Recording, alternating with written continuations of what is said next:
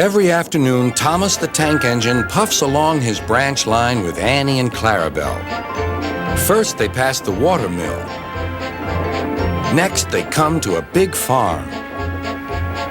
Then, they can see a bridge with a village nestled either side of it. This is a special place.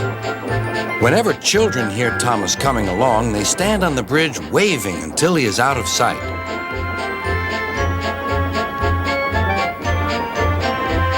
One day, Thomas was running late. He had stopped at the signal before the bridge to talk to some new children. Percy the green engine was waiting too. "Hurry up, Thomas," called Percy when the signal dropped. "If you're late, 𝓒𝓪𝓻𝓽𝓮𝓻'𝓼 may get a new engine to replace you." He would never do that, thought Thomas, but he was worried. Next day, Thomas hurried along the line. Just ahead was the goods yard. There, on the platform, was an inspector waving a red flag.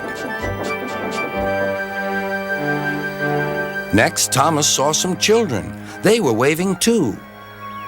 Something must be wrong, thought Thomas. This station is for goods, not passengers. "Help, Thomas, help! We're glad to see you," called the children.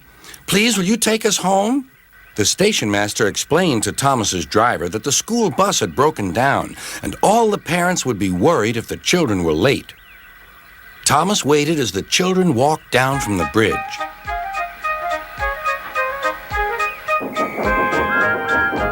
Then he took the children to the next station where Birdie was waiting to take them home. When Thomas finished his journey, he was very late. He was worried that 𝓒𝓪𝓻𝓽𝓮𝓻'𝓼 might be cross with him. "I warned Thomas," puffed Percy to James. "He's been late one time too many. He'll be in trouble now." But next morning, when Thomas picked up his passengers, 𝓒𝓪𝓻𝓽𝓮𝓻'𝓼 was nowhere to be seen.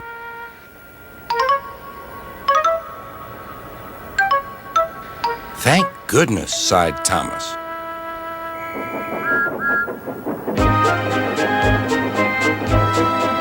Thomas knows every part of his branch line. Just ahead was a stretch where the hot sun had bent the rails on the track.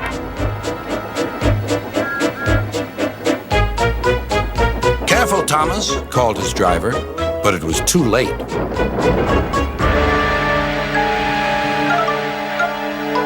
"That's done it," said his driver. "We shan't get any further today." "But what about my passengers?" asked Thomas. "Don't worry, they'll be looked after," replied his driver. While workmen repaired the line, Thomas had to shunt freight cars in the yard. Birdie came to see him. "I understand you need my help again." "Yes, Birdie," replied Thomas sadly. "I can't run without my rails." Birdie set off to collect Thomas's passengers.